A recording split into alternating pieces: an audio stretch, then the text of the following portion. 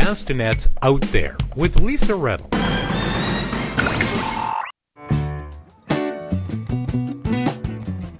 We're here with Ryan Foster. He is the co-founder of the Agora. It's a new controversial magazine-type paper. What kind of articles are we going to be seeing in all kinds of articles, all kinds, because it's an open access paper, basically. I was thinking it's going to be a thin little pamphlet, but you guys have a lot of material, a lot of submissions. How did you guys get all of these people on board? See, it's not difficult because a paper like this is extremely overdue. You couldn't say it's biased in any one direction because anybody can put what they want in the paper so long as it meets the basic criteria. So you're giving everybody and anybody a voice, basically. That's right.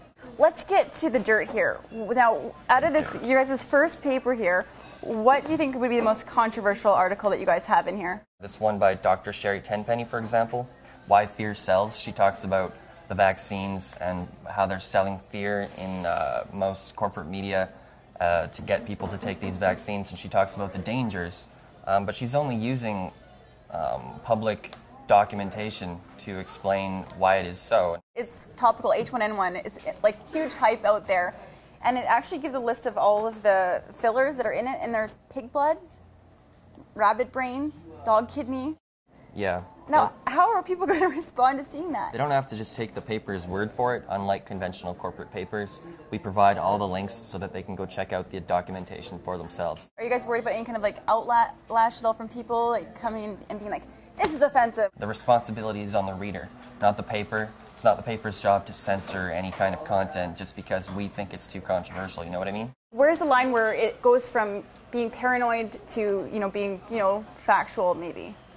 We don't take it upon ourselves to dictate what is and what is not paranoid. I work for the Juice radio station as a news reporter and anchor, and I'm working for Castanet. Being a reporter, you have to be careful of the things you say and do because, we can be held liable for things that we say and do in the news because it's being broadcast and we are to blame. Sure. But with you guys, it seems you guys kind of have a little bit of an edge here. I think it's necessary to have an edge if you want to be able to kind of get around all the BS that's in a lot of the mainstream media. So should I worry about my job by doing this?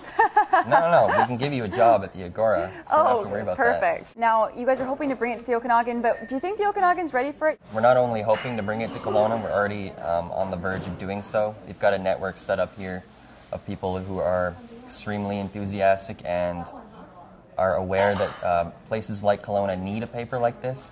Working at a coffee shop like this, can you guys see yourself kind of having a paper like this, a free paper for your customers? Oh yeah, definitely. I think a lot of people are interested in this. It's a paper written by the people for the people. It's got a lot of meat to it, like a lot of substance, not just like advertising, which is nice to see. It can't do anything but good.